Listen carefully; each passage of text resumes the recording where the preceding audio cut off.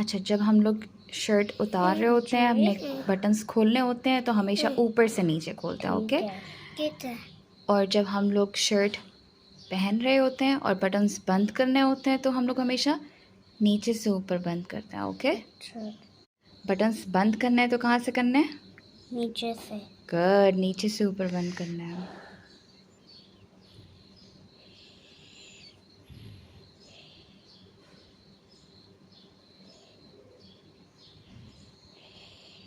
Push کریں button کو سوراخ کے اندر.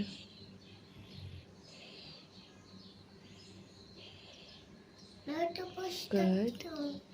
ایسے، گڈ جاب. یس یس، پش کریں اور زیادہ اس کو. پیچھے سے انگلی سے زور سے پریس کرتے ہیں، پش کرتے ہیں اس کے اندر. یس یس یس، گڈ جاب. واو، دیکھیں نکل رہا ہے، آدھے سے زیادہ ہو گیا. Good good good, you can do it, you can do it. مجھے اصل میں کرنے آتے ہیں بند. ہے نا؟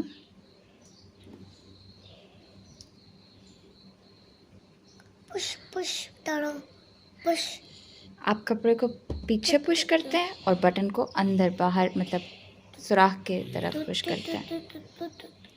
یس یس، گڈ جاب. یس، گڈ جاب. واہ جی، ماشاء اللہ. Clap for yourself. Good.